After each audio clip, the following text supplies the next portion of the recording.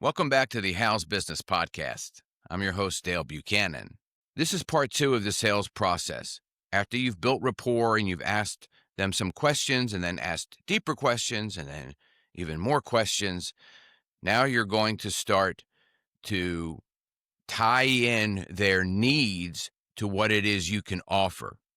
Using the car salesman example that I did in part 1, you would identify what their needs are and present to them only the vehicle that is going to meet their needs. You don't even need to go over any features of that vehicle that have nothing to do with their needs, because it's going to go in one ear and out the other to the customer. It's going to go right over their head. You don't need to be talking about all of the features of something. You only need to be talking about what it is that relates to what they need. That's how you frame or tie back the need to what it is you can do to solve, or what it is you can provide to them to solve their problem. In the example from part 1, the guy comes into the car dealer with a sports car. He needs an SUV. He's got a new family. So what are the concerns of that person? Immediately, you don't even have to ask. You already know what the concerns of them are. Safety, fuel economy, the reliability of the car, if the car is going to last a long time.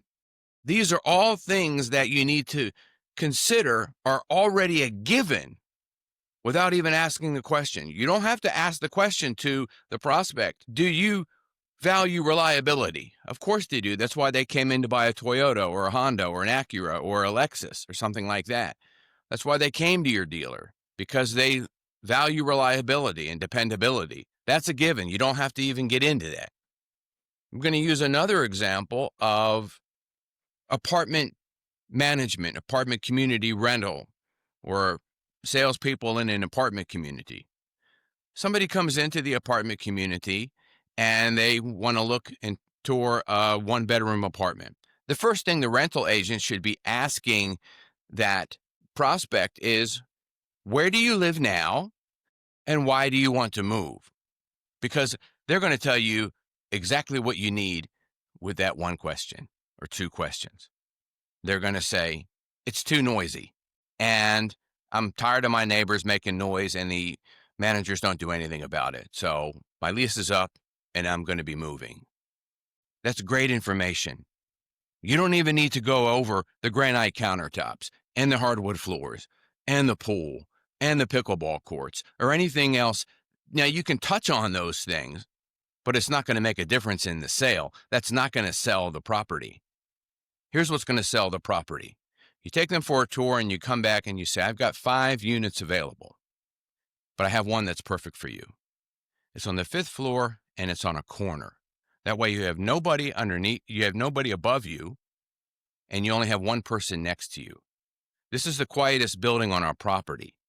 And you're less likely to have somebody near you, because you only have one person next to you, one person underneath you, that's going to cause a problem, and you have peace of mind, and you can finally get a good night's sleep, and you can finally relax and watch TV and read a book, and you don't have to worry about your neighbors causing a problem and interrupting you.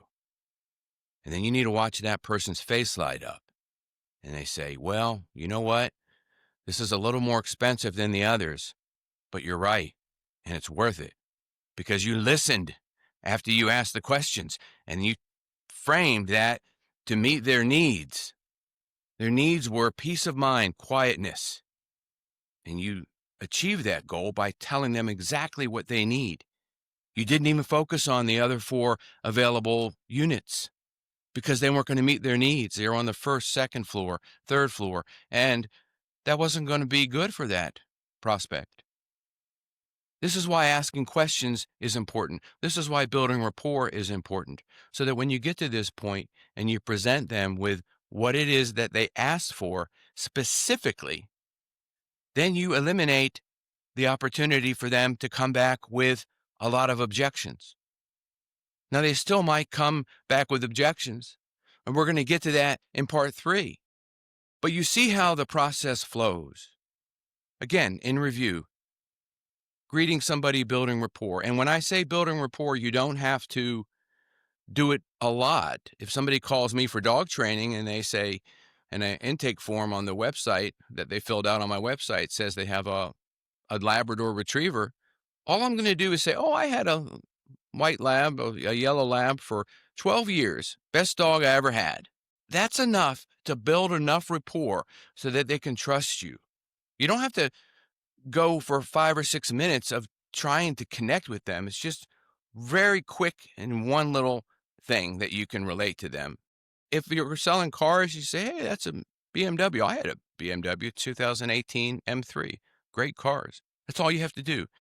If it's the apartment rental property, all you have to do is say, I used to live in one of these units and they're awesome. That's it. It doesn't have to be a lot. Or you find out where they're from and you say, oh, you're from Virginia. I'm from Virginia too. You're from Richmond? Oh, I'm from Northern Virginia, Washington, D.C. area. Yeah, very close though. Nice to meet you. It just gives you a little bit of camaraderie there. In review, build rapport, ask questions, frame their needs into what it is you can offer them to solve their problem. If you're asking the right questions, you can identify their problem, their pain points, and then you can give them a solution.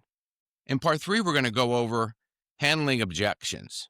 And then in part 4, we're going to close this sale and seal the deal.